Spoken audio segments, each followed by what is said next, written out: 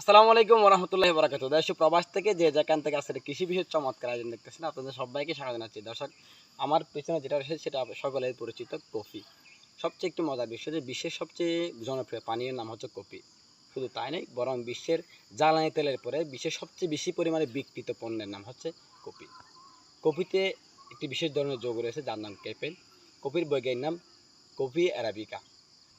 চলুন দর্শক, আজকে আমরা জেনে নিই যে নিয়মিত আমরা যে কফি পান করি সেই কফিতে কী কী উপকারিতা রয়েছে। দর্শক, অস্ট্রেলিয়ান স্নায়ু বিজ্ঞান বিশেষজ্ঞরা জানিয়েছেন যে কোনো ব্যক্তি যদি প্রতিদিন নিয়মিত কফি পান করে তার লিভারের স্বাস্থ্য উন্নত হবে এবং ক্যান্সার রোধ হয়। ডায়াবেটিস রোধেও কফির কার্যকারিতা রয়েছে ব্যাপক। শুধু তাই নয়, এবং ওজন কমাতে, রক্ত নিম্নচাপ কমাতে কফির ভূমিকা অপরিসীম। দর্শক, যদি আপনার কর্মে ও খেলাধুলা উদ্যমী হওয়ার জন্য কফির অনেক উপকার রয়েছে। দর্শক, কফি পানে রয়েছে সতর্কতা।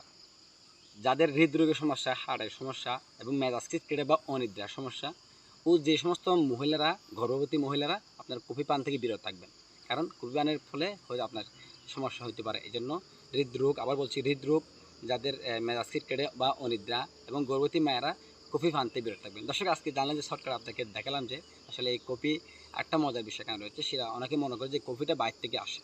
হ্যাঁ, কিছু বাইরে থেকে আসে, কিন্তু আমাদের এই দেশেও কফি চাষ করা সম্ভব। কফিতে ভালো রেজাল্ট আসে। আমাদের দেশের চট্টগ্রাম অঞ্চলে কফি ভালো কফি হবে, যার বাস্তব প্রমাণ আমার পিছনে রয়েছে। আমি এখন রয়েছে চট্টগ্রামের হাটাজারিতে আঞ্চলিক কৃষি গবেষণা কেন্দ্রে, যেখানে আমাদের পাহাড়ে আমাদের এই অঞ্চলের মৃত্তিকাতে হচ্ছে কফি ব্যাপক হারে। এই জন্য বলবো যে আপনারাও কফি চাষ করুন। কফি চাষ করে আপনারা যারা যে সমস্ত ভাইয়েরা উদ্যোক্তা আছেন, তারা শিল্প হিসেবে কফি শিল্পকে কাজে লাগাতে পারেন, প্লাস নিজের চাহিদা মেটাতে পারেন। আর যারা পারিবারিক চাহিদা মেটানোর জন্য চান, তারা বাসার আশেপাশে ৩-৪টা করে কফি গাছ লাগিয়ে নিন। ভালো থাকুন, সুস্থ থাকুন। দেখা হচ্ছে পরবর্তী এপিসোডে। আসসালামু আলাইকুম ওয়া রাহমাতুল্লাহি ওয়া বারাকাতুহু।